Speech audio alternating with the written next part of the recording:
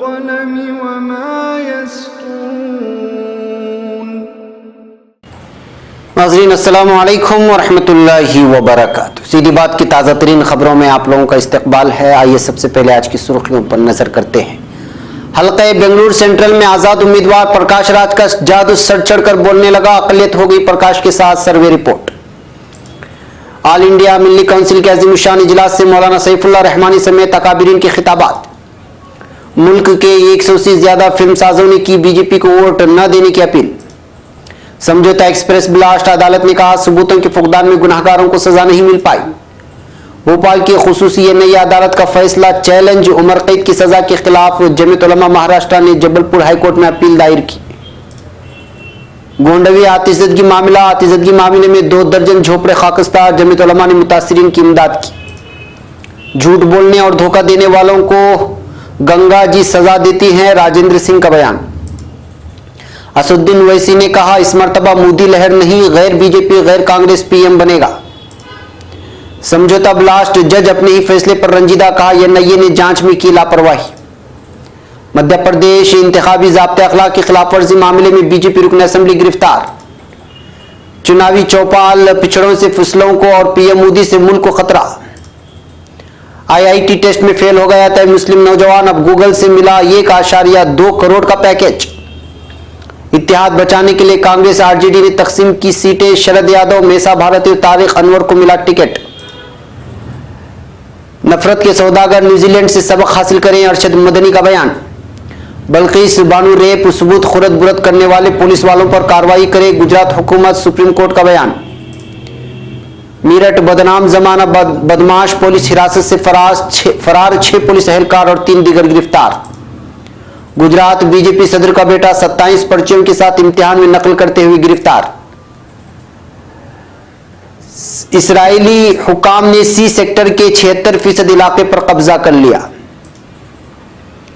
तुर्की lira के कदर में गिरावट के बाद गैर मुल्की बैंकों को मकामी करेंसी देने पर पाबंदी आयद कर दी गई है, एक रिपोर्ट। गजा में इस्राएली फौज का ड्रोन हमला, 3 फिलिस्तीनी जख्मी। तुर्की की दरियाए दजला के फेरीबोट हादसे की इमदादी सरगर्मियां जारी। गजा पर इस्राएली बमबारी से $20 लाख से जायद का नुकसान। हमारे मुल्क में नफरत और नस्ल परस्ती को कोई जगह नहीं, जेसिंडा आर्डर्न का बयान। नाज़रीन अस्सलामु अलैकुम वरहमतुल्लाहि वबरकातुहू। सीधी बात की ताज़ा तरीन खबरों में आप लोगों का इस्तकबाल है। मैं अंसार अजीज नदवी आज की खबरों की तफसीलात लेकर आप लोगों की खिदमत में हाजिर हूँ। तफसीलात में जाने से पहले नाज़रीन आपको बता दूं कि आज का प्राइम टाइम शाये हो चुका है। एक मुस्लिम नौजवान जो भटकली है उस पर फॉरेस्ट अफसरान की जानिब से जुल्म करने की तफसीलात, और फिर कराची के पाकिस्तान के लाहौर से एक बहुत ही अफसोसनाक और शर्मनाक खबर सामने आई है। उसी की तफसीलात आप लोगों के सामने रखकर तबसरा किया गया है। वहां पर जरूर देखें, दूसरों तक फैलाएं और हमारे चैनल को सब्सक्राइब करें। अब चलिए चलते हैं आज की खबरों की तफसीलात की जानिब। पहली खबर बेंगलुरु से। बेंगलुरु का सेंट्रल हल्का इस वक्त शहर बेंगलुरु में इंतखाबात के पेश नजर सबसे ज्यादा मौजूए बहस है। चूंकि पूरे रियासत में मुस्लिम उम्मीदवार उंगली पर गिने जाने वाले तादाद में हैं, तो ऐसे में बेंगलुरु के सेंट्रल हल्के में कांग्रेस की जानिब से रिजवान अरशद को मुंतखब कर लिया गया है। मगर इनके इंतखाब से पहले इस सीट को लेकर जनाब रोशन बेग, जो कि मौजूदा शिवाजी नगर असेंबली हल्के के रुकन असेंबली हैं, इस सीट को हासिल करने के लिए ईडी चोटी का जोर लगाते रहे और रिजवान अरशद के नामजदगी रैली में रोशन बेग की शिरकत न करने पर भी मीडिया में कई सारे सवालात उठाए गए। बहरकैफ अब जमीनी सतह पर देखा जा रहा है कि बेंगलुरु सेंट्रल में कौन सा उम्मीदवार मजबूत है, तो महसूस होता है कि मुख्तलिफ जबानों के मशहूर फिल्मी अदाकार प्रकाश राज इस वक्त सेंट्रल में अपना जादू दिखाते नजर आ रहे हैं। गुज़िश्ता 3-4 महीनों से जमीनी सतह पर गली गली और कूचे कूचे जाकर मेहनत करने, आवाम से उनके मसाइल के बारे में सवालात करके उनको हल करने की यकीन दहानी के पेश नजर जब गली कूचे में आवाम से खुफिया तौर पर पूछा जाता है, और बिलखुसूस पसमानदा तबके जिसमें तमिलियंस और मुसलमान तबके से वाबस्ता हैं, तो प्रकाश राज का नाम पहली ही फुर्सत में ले लिया जाता है और दीगर लीडरान को काम न करने पर कोसते हुए नजर आ रहे हैं यहाँ के आवाम। बाद सियासी मुबस्सिरीन का यह भी मानना है कि बेंगलुरु सेंट्रल में बराह रास्त मुकाबला बीजेपी उम्मीदवार पीसी मोहन और प्रकाश राज के साथ है, और बाज लोग कहते हैं कि बराह रास्त मुकाबला कांग्रेस और बीजेपी के दरमियान में है। मगर बेंगलुरु सेंट्रल में इस बार अकलियतों का रुझान प्रकाश राज की जानिब बढ़ते देखकर कई किस्म की चेमेगोइयां हो रही कि मुमकिन है इस बार प्रकाश राज बाजी मार ले जाए। जबकि रिजवान अरशद के सिलसिले में जनाब जमीर अहमद खान और उनकी पूरी टीम पूरे जोरों शोरों के साथ इंतखाबी मुहिम में जुटी हुई है। मगर आवाम का मानना है कि उम्मीदवार बनने से पहले ही अगर मकामी और जमीनी सतह पर आवाम से और मकामी लोगों से मिलकर उनके मसाइल के बारे में पूछते हैं तो आवाम उम्मीदवार से करीब होती है। बहरखैर अभी इंतखाबी मुहिम जारी है, देखते हैं कि कौन किस पर भारी पड़ता है। मगर ये बात सही है कि इस बार अकलियत का एक बहुत बड़ा तबका प्रकाश राज से जुड़कर काम करने में ही भलाई समझ रहा है। एक और खबर बेंगलुरु से। ऑल इंडिया मिली काउंसिल की जानिब से कल ठीक 11 बजे दारुस्सलाम बेंगलुरु में उलमा इकराम के लिए खुसूसी नशिस्त का इनेकाद किया गया था, जिसमें शहर भर से कई उलमा इकराम ने शिरकत करते हुए अकाबरीन के बयानात से मुस्तफीद हुए। इस मौके पर इजलास के मेहमान खुसूसी मौलाना मोहम्मद खालिद सैफुल्लाह रहमानी, ऑल इंडिया मिली काउंसिल की रुकन आमिला और all India Muslim personal law board के सेक्रेटरी ने मौजूदा हालात में उलमा इकराम की जिम्मेदारी के तहत खिताब करते हुए कहा कि आप सल्लल्लाहु अलैहि वसल्लम जिस तरह हर शोबे में उम्मत को लेकर फिक्रमंद होते थे, उस सीरत को अपनाने की इस वक्त जरूरत है। उलमा इकराम इस एहसास को अभी तक महसूस नहीं कर पाए। चाहे कोई भी मैदान हो, हर मैदान में अवाम की रहनुमाई करना और उसके लिए फिक्रमंद रहना उलमा इकराम की जिम्मेदारी है। मौलाना मौसूफ ने इस मौके पर इंतखाबात के लिए तैयारियों का जायजा लेने और महल्लावार वोटरों की तादाद को मालूम करने के साथ साथ वोटों की तकसीम बचाने की हिदायत करते हुए अवाम में बेदारी लाने की बात कही। मुल्की दस्तूर की जानकारी रखने की बात करने वाले मौलाना रहमानी का कहना था कि मिली काउंसिल इस सिलसिले में वक्तन फवक्तन वर्कशॉप्स मुनाकिद करते रहे। मलूज रहे कि इस मौके पर मिली काउंसिल कर्नाटक के सदर जनाब मुफ्ती बाकर अरशद साहब ने जहां मेंबर महराब से उम्मत को मुत्तहिद करने की सदा दी, तो वहीं मौलाना लुत्फुल्लाह मजहरी रशादी ने इख्तिलाफात से और तनाज़ात में फंसने की बजाय इख्तिलाफात को ख़त्म करने की अपील की।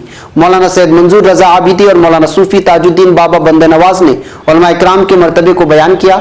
याद रहे कि अमीर शरीयत कर्नाटक के मौलाना सगीर अहमद खान रशादी की जेर सदारत मुनक़िद होने वाले इस इजलास में मिली अराकीन के मुख्तलिफ ओहदेदारान व अराकीन में से मौलाना मुस्तफ़ा रिफाई नदवी, मौलाना एजाज अहमद नदवी, डॉक्टर राही फिदाई, जनाब सैयद शाहिद अहमद वगैरह मौजूद थे।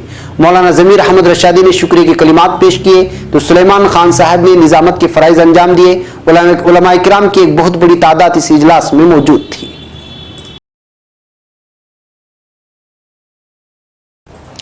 अब खबर नई दिल्ली से। मुल्क भर में तकरीबन 100 से ज्यादा फिल्मसाजों ने लोगों से अपील की है कि आइंदा लोकसभा इंतखाबात में बीजेपी को वोट न दें। उनका मानना है कि बीजेपी की हुकूमत में पोलराइजेशन और नफरत की सियासत में इजाफा हुआ है। दी हिंदू की खबर के मुताबिक हिंदुस्तान के 100 से ज्यादा फिल्मसाज, जिनमें ज्यादातर आजाद फिल्मसाज हैं, लोकतंत्र बचाओ मंच के तहत मुत्तहिद हुए हैं। उन्होंने लोगों से बीजेपी को वोट न देने की अपील की है।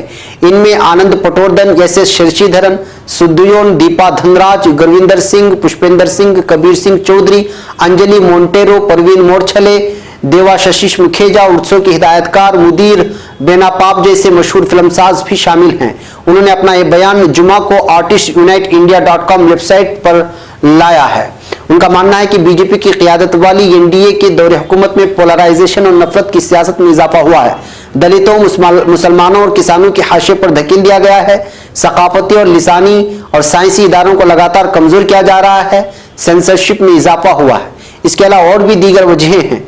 फिल्मसाजों का मानना है कि आइंदा लोकसभा इंतखाबात में समझदारी से वोट न करेंगे तो फाशिज्म हमें मुश्किल में डाल देगा।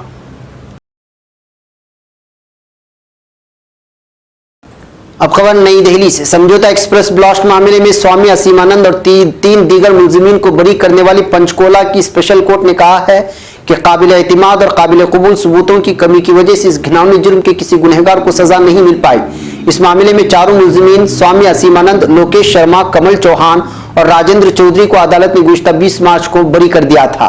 यह नए कोर्ट के जज जगदीप सिंह ने अपने फैसले में कहा, मुझे शदीद रंज और तकलीफ के साथ फैसले को खत्म करना पड़ रहा है क्योंकि काबिल एतमाद और काबिल कबूल सबूतों की कमी की वजह से इस घिनौने जुर्म में किसी को गुनहगार नहीं ठहराया जा सका। इस्तिगासे के सबूतों में तसलसल की कमी थी और दहशतगर्दी का मामला अनसुलझा रह गया। जज जगदीप सिंह ने 160 सफ़े के अपने फैसले में कहा था कि इस्तिगासे ने सबसे मजबूत सबूत अदालत में पेश नहीं किए। उन्होंने कहा कि आज़ाद गवाहों की कभी तफ्तीश नहीं की गई। उन्होंने 28 मार्च को आम किए गए तफसीली फैसले में कहा, अदालत का फैसला आम नजरिया सियासत से मुतासिर नहीं होना चाहिए बल्कि उसको मौजूदा सबूतों पर तवज्जो देते हुए आईनी एहतिमामों उसके साथ तय कवानीन की बुनियाद पर आखिरी नतीजे पर पहुंचना चाहिए। अब खबर मुंबई से।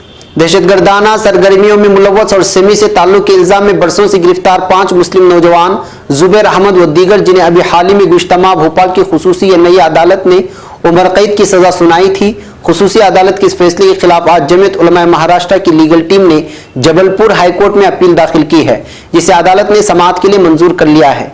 इस बात की इत्तला आज यहाँ इस मुकदमे को मुफ्त कानूनी इमदाद फराहम करने वाली तंजीम जमीयत उलमा महाराष्ट्र के सदर मौलाना हाफिज मोहम्मद नदीम सिद्दीकी ने दी है। वाज़ेह रहे कि दिसंबर शोलापुर महाराष्ट्र और मध्य प्रदेश से कई मुस्लिम नौजवानों को दहशतगर्दी के ममनुआ तंजीम सेमी से ताल्लुक, पुलिस पर फायरिंग और जेल से फरार होने में मदद और गैर कानूनी हथियार वगैरह जैसे कई संगीन मामलात के तहत मध्य प्रदेश एटीएस ने गिरफ्तार किया था।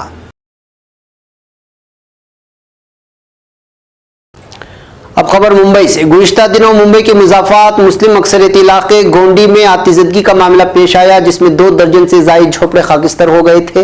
इन मुतासरीन में से 15 खानदानों को जमीयत उलमा महाराष्ट्र की जानिब से फी खानदान 5000 रुपये इमदाद की गई है।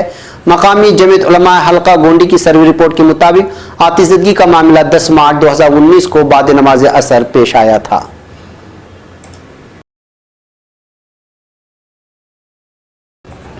अब खबर मध्य प्रदेश से। मध्य प्रदेश के नीमच से बीजेपी रुकन असेंबली दिलीप सिंह परिहार को पुलिस ने गिरफ्तार कर लिया है। दिलीप सिंह पर इंतखाबी ज़ाब्ते अखलाक की खिलाफ वर्जी का इल्जाम है और उसी के तहत उन्हें जुमेरात को गिरफ्तार किया गया। गिरफ्तारी के बाद उन्हें चीफ जुडिशनल मजिस्ट्रेट के सामने पेश किया गया, जिसने उन्हें 5 अप्रैल तक के लिए कर्नावती जेल भेज दिया है। उनके 3 साथियों को जमानत और तंबीह देकर छोड़ दिया गया। काबिल गौर है कि गुज़श्ता 24 मार्च को रुकने पार्लियामेंट गुप्ता का मंदसूर लोकसभा सीट से टिकट फाइनल होते ही रात में बीजेपी और यूथ मोर्चा के कारकुनान ने बगैर इजाजत गाड़ियों पर रैली निकाली। इस रैली में ढोल नगाड़ों के साथ जश्न मनाया गया। पुलिस ने मामले पर नोटिस लेते हुए म्युनिसिपल चेयरमैन रुकन असेंबली दिलीप सिंह पर मामला दर्ज किया था। ध्यान देने वाली बात यह भी है कि इससे कबल असेंबली इंतखाब 2018 के दौरान भी रुकन असेंबली दिलीप सिंह के खिलाफ इंतखाबी ज़ाब्ते अखलाक की खिलाफ वर्जी का मामला दर्ज हुआ था।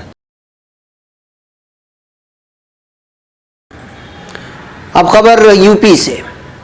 कौमी आवाज की टीम ने आवाम की नब्ज टटोलने के इरादे से मगरबी यूपी का दौरा किया। इस दौरान मुजफ्फरनगर पार्लिमानी सीट में आने वाले खतौली असेंबली हल्के इंतखाब के गदनपुरा नामी गांव के बाशिंदगान से गुफ्तगू की गई। गदनपुरा के लोगों की अक्सरियत खेती से वाबस्ता है, लिहाजा गन्ने की बकाया रकम की अदायगी और फसलों की कम अज कम मुआविन कीमत लोगों के अहम मसाइल हैं। मुजफ्फरनगर पार्लिमानी हल्के से बीजेपी के उम्मीदवार मौजूदा रुकन पार्लियामेंट संजीव बालियान हैं और एसपी, बीएसपी और आईएलडी के इत्तेहाद के उम्मीदवार चौधरी अजीत सिंह हैं। मुजफ्फरनगर पार्लियामानी हल्के में अकलियतों की आबादी 35% है, जिसमें 34% मुसलमान हैं और बाकी में दीगर अकलियतें शामिल हैं। दलितों की आबादी 15% है, जिसमें से 6% जाट और 5% बाल्मीकि, 1% खट्टक और बाकी दीगर दलित बरादरी के लोग हैं। दीगर पसमानदा जातों की 28% से ज्यादा आबादी है, जिसमें 14% जाटों की आबादी है, 7.5% गुज्जरों की आबादी है और बाकी दीगर वो भी सी जाते हैं। आलाजात हिंदुओं की 21% आबादी है, जिसमें 6% ठाकर, 4% ब्राह्मण, वैश्य समाज की आबादी 3.5% है और बाकी दीगर आलाजाते हैं।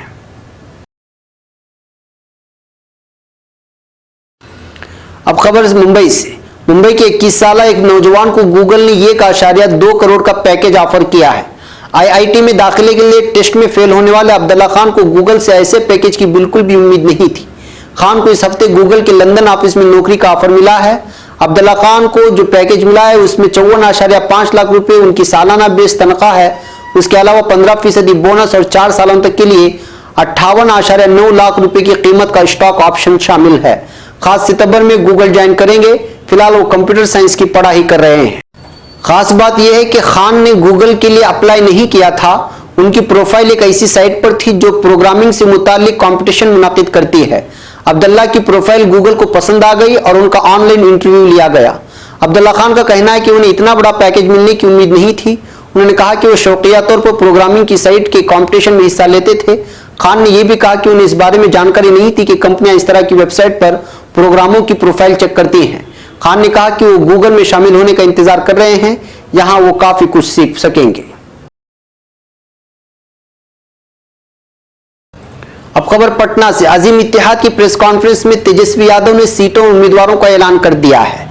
आरजेडी ने मोधेपुरा सीट से शरद यादव और बेगूसराय से तनवीर हसन को इंतखाबी मैदान में उतारा है। वहीं पाटलिपुत्रा सीट से आरजेडी ने लालू यादव की बेटी मेसा भारती को मैदान में उतारा। पाटलिपुत्र से बीजेपी की तरफ से मरकजी वजीर राम कृपाल यादव उम्मीदवार हैं। वहीं आरजेडी ने सारण सीट से चंद्रिका राय को अपना उम्मीदवार ऐलान किया है। वाज़ेह रहे कि चंद्रिका राय लालू यादव के बड़े बेटे तेज प्रताप यादव की सुसर हैं। वैशाली से आरजेडी के रघुवंश प्रसाद सिंह को मैदान में उतारा है। नवादा से वभा देवी उम्मीदवार हैं। झंझारपुर से आरजेडी के गुलाब यादव मैदान में हैं। अब खबर मुजफ्फरनगर से। जमीयत उलमा हिंद की एक तकरीब आज मुजफ्फरनगर के बागोनवाली में मुनक्किद हुई, जिसके दौरान मुजफ्फरनगर फसाद मुतासिरीन को बाज़ आबादकारी मुहिम के 5वें मरहले में मौलाना अरशद मदनी ने 85 खानदानों को अपने हाथों से नौतामीर शुदा मकानों की चाबियां सौंपी। जमीयत उलमा हिंद के सदर मौलाना सैयद अरशद मदनी ने आज मुजफ्फरनगर के करीब वाक़े बागोनवाली में मुनक्किदा एक सादा मगर अहम तकरीब से खिताब किया। उन्होंने कहा, हम सियासत की बुनियाद पर नहीं, इंसानियत की बुनियाद पर काम करते हैं।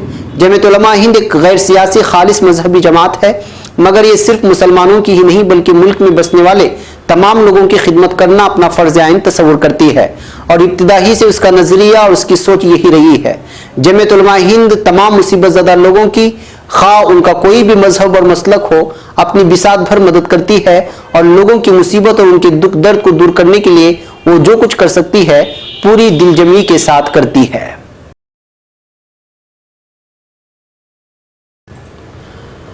अब खबर गुजरात से। साल 2002 के गुजरात फसादात के दौरान बल्किस बानो इज्तिमाई असमत दरी की तफ्तीश से छेड़छाड़ करने के मामले में गुजरात हाईकोर्ट की तरफ से कसूरवार करार दिए गए पुलिस वालों पर रियासती हुकूमत की जानिब से अब तक कोई कार्रवाई न करने के हवाले से सुप्रीम कोर्ट ने जुमा को सख्त बरहमी का इजहार किया है।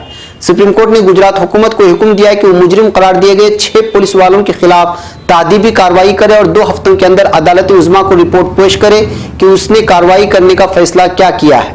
इसके अलावा chief justice of India Ranjan Gogoi की सदारत वाली बेंच ने कहा है कि बल्किस बानो की मुआवजे की रकम में इजाफे की दरखास्त से मुतालिक अर्जी पर 23 अप्रैल को समाअत की जाएगी। बेंच में जस्टिस दीपक गुप्ता और जस्टिस दीपक खन्ना भी शामिल हैं। अब खबर मेरठ से। योगीराज में पुलिस इंतजामिया की बदतर कारकर्दगी का एक और नमूना सामने आया है। उत्तर प्रदेश के मेरठ में जुमेरात की शब पुलिस वालों को शराब की पार्टी में उलझाकर एक बदनाम जमाना जराइम पेशा फरार हो गया।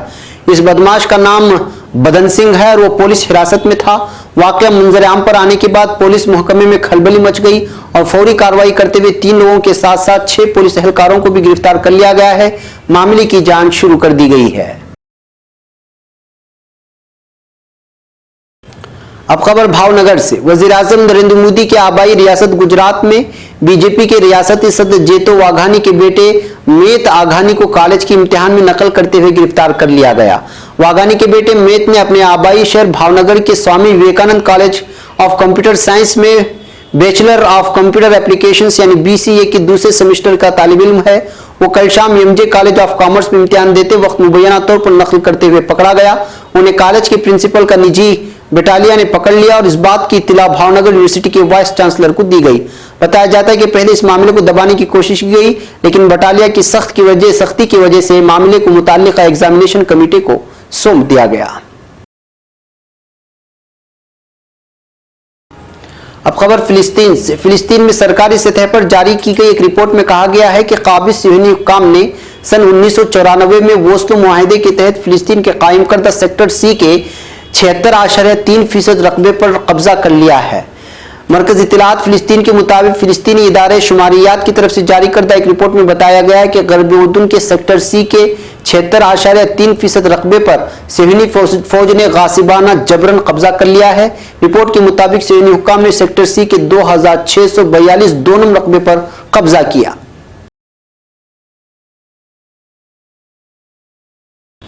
अब खबर तुर्की से। बरतानवी अखबार द गार्जियन के मुताबिक तुर्की की फाइनेंशियल मार्केट्स को अदम इस्तेहकाम की नई लहर का सामना हुआ है।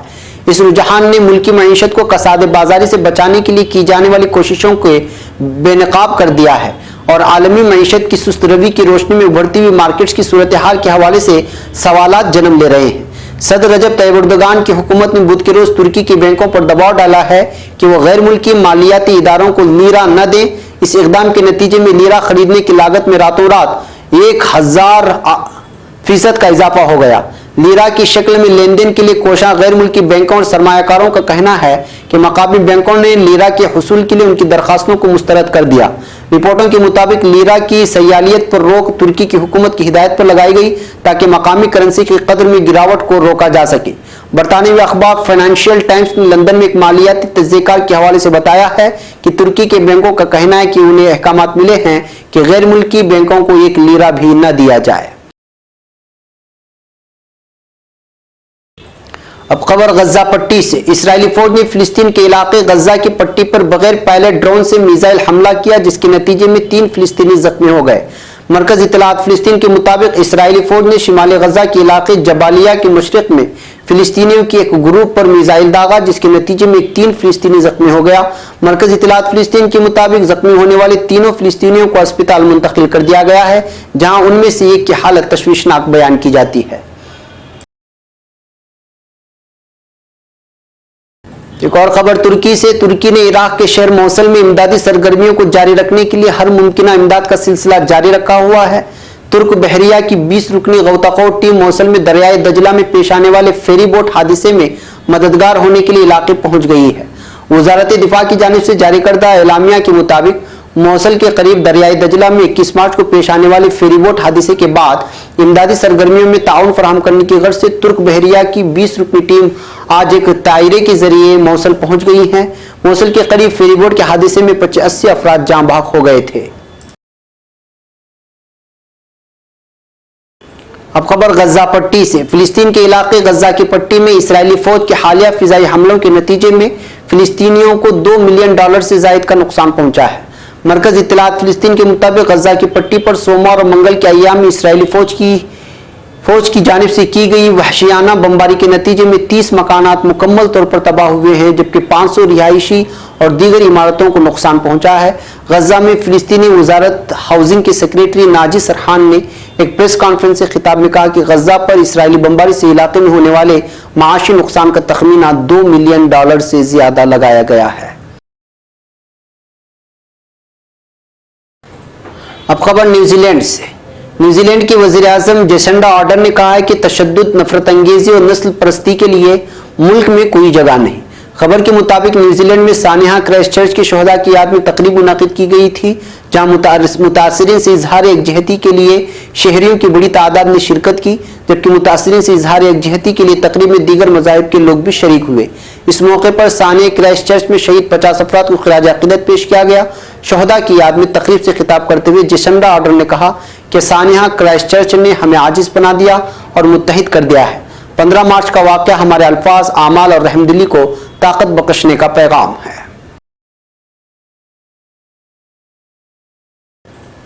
नाज़रीन, ये थी आज की ताज़ा तीन खबरें। अगली ताज़ा तीन खबरों के साथ फिर आपसे मुलाकात होगी। हमारी पूरी टीम को इजाज़त दें। अस्सलामु अलैकुम व रहमतुल्लाहि व बरकातुहू।